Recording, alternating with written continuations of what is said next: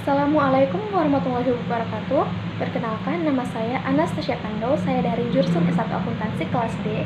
Di sini saya akan menjabarkan mengenai filosofi dasar ekonomi Islam.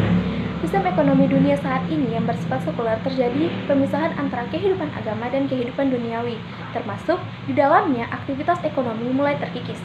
Generasi muda muslim saat ini harus melakukan proses penanaman nilai-nilai keislaman kembali agar mereka mampu melakukan sinergi ilmu agama dan ilmu dunia.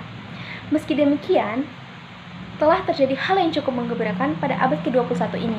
Ketika para sarjana dan ilmuwan muslim mulai menyadari betapa pentingnya mengintegrasikan antara keilmuan dan keagamaan dan akan mampu terjadi suatu sinergi yang mampu mengembalikan kejayaan Islam. Definisi ekonomi Islam. Ekonomi Islam sebagai suatu ilmu pengetahuan lahir melalui proses pengkajian keilmuan yang panjang.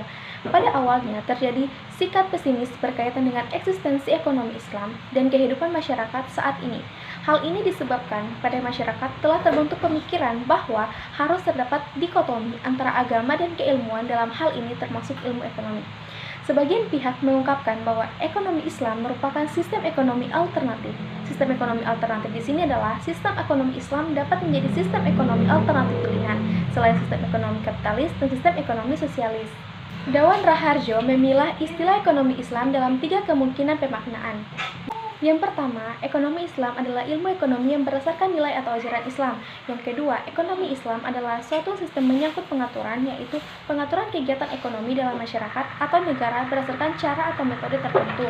Yang ketiga, ekonomi Islam dalam pengertian perekonomian umat Islam. Perbedaan antara ekonomi Islam dan sistem ekonomi lainnya menurut Nirtuwali terletak pada hal-hal berikut. Yang pertama, sumber daya merupakan kepemilikan mutlak dari Allah Subhanahu wa Ta'ala. Yang kedua, Islam mengakui adanya kepemilikan pribadi dengan memberikan beberapa batasan. Yang ketiga, ekonomi Islam menggunakan model kerja sama dalam aktivitas ekonominya, sementara ekonomi pasar atau free market economy menggunakan teknik sebaliknya. Yang keempat, sistem ekonomi Islam menentang adanya akumulasi dan konsentrasi kekayaan pada sekelompok individu atau golongan. Yang kelima, ketika ekonomi pasar atau free market economies didonasikan oleh industri yang bersifat monopoli dan oligopoli, sistem ekonomi Islam menganjurkan kepemilikan dan manajemen publik atas berbagai sumber daya dapat memberikan kemaslahatan bagi umat. Yang keenam, seorang muslim harus menyadari bahwa segala aktivitas ekonominya selalu diamati oleh Allah Subhanahu wa Ta'ala.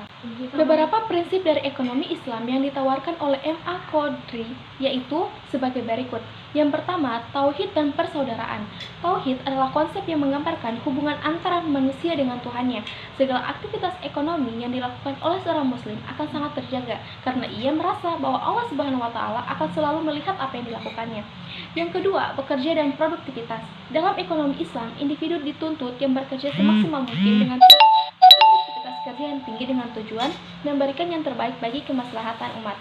Yang ketiga, distribusi kekayaan yang adil. Mekanisme pendistribusian kekayaan dalam Islam adalah melalui mekanisme zakat. Proses mekanisme zakat mampu melakukan redistribusi kekayaan dari pihak kaya kepada pihak yang miskin.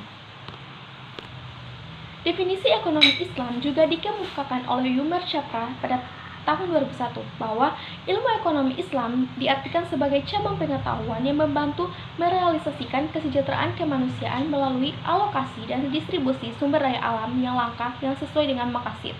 Yang kedua, Muhammad Abdul Manan berpendapat bahwa ilmu ekonomi Islam dapat dikatakan sebagai ilmu pengetahuan sosial yang mempelajari masalah ekonomi masyarakat yang diilhami oleh nilai-nilai Islam. Secara umum, ekonomi Islam dapat didefinisikan sebagai perilaku muslim dalam setiap aktivitas ekonomi syariahnya harus sesuai dengan tuntutan syariat Islam dalam rangka mewujudkan dan menjaga maqasid syariat yaitu agama, jiwa, akal, nasab, dan harta. Tujuan yang ingin dicapai dalam suatu sistem ekonomi Islam berdasarkan konsep dasar dalam Islam yaitu tauhid dan berdasarkan rujukan pada Al-Quran dan Sunnah adalah: yang pertama, memenuhi kebutuhan dasar manusia yaitu meliputi pangan, sandang, papan, kesehatan, dan pendidikan untuk setiap lapisan masyarakat. Yang kedua, memastikan kesetaraan kesempatan untuk semua orang. Yang ketiga, mencegah terjadinya pemusatan kekayaan dan meminimalkan ketimpangan dana distribusi pendapatan dan kekayaan di masyarakat. Yang keempat, Memastikan kepada setiap orang kebebasan untuk mematuhi nilai-nilai normal. Yang kelima, memastikan stabilitas dan pertumbuhan ekonomi. Baiklah, sekian, terima kasih, itulah penjelasan dari saya. Mohon maaf bila banyak kekurangan karena yang salah datangnya dari saya sendiri, yang benar datang dari Allah. Wabillahi taufiq wal hidayah. Wassalamualaikum warahmatullahi wabarakatuh.